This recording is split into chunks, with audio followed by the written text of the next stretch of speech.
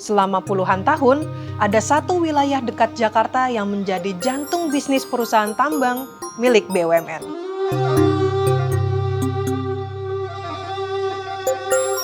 Wilayah itu adalah Gunung Pongkor di Jawa Barat yang merupakan lokasi tambang emas milik PT Aneka Tambang atau Antam. Kini setelah 32 tahun terus dikeruk, cadangan emasnya semakin menipis. Padahal dulu produktivitas Gunung Pongkor diproyeksikan bisa sampai 40 tahun dengan deposit emas dan perak mencapai 80 ton. Lalu bagaimana nasib tambang Antam ini ke depannya? Inilah Historia Bisnis.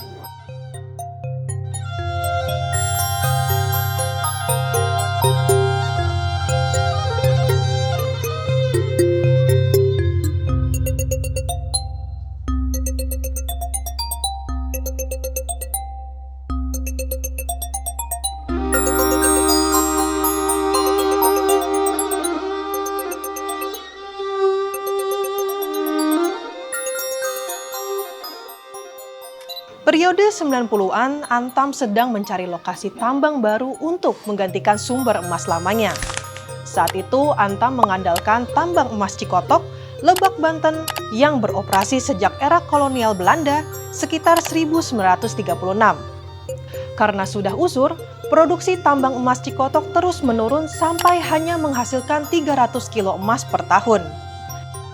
Antam pun mulai melakukan pemetaan tambang baru dan menemukan lokasi baru, yaitu Gunung Pongkor. Pada 1992, rencana penambangan Gunung Pongkor mencuat ke publik.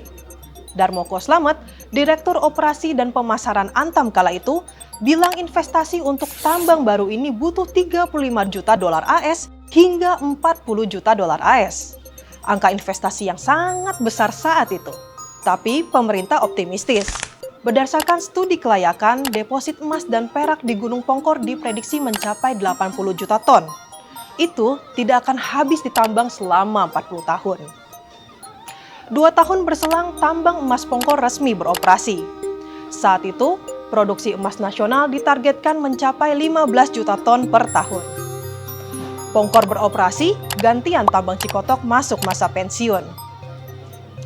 Lokasi tersebut memasuki masa pasca tambang pada 2008 dan resmi ditutup Januari 2016. Sejak saat itu, Gunung Pongkor jadi satu-satunya tambang emas Antam, sekaligus sumber bisnis utama perusahaan pelat merah ini. Masalahnya setelah 3 dekade, cadangan emas di Gunung Pongkor menyusut lebih cepat dari yang diperhitungkan Darmoko pada 1952. Kenyataan itu terungkap dalam rapat dengar pendapat Antam dengan Komisi 6 DPR RI pada 31 Maret 2026. Belakangan Pongkor hanya bisa menghasilkan 750 kilo emas dan perak per tahun, jauh dari proyeksi awal. Kondisi ini membuat Antam harus putar otak cari pasukan emas dari sumber lain, baik membeli dari pabrik emas lain di dalam negeri maupun impor. Kabar lebih mengkhawatirkan datang dari Direktur Utama Mine ID, Maruf Samsudin. Menurutnya, tambang Pongkor hanya bisa bertahan hingga 2030. Itu sekitar 3 hingga 4 tahun lebih awal dari proyeksinya.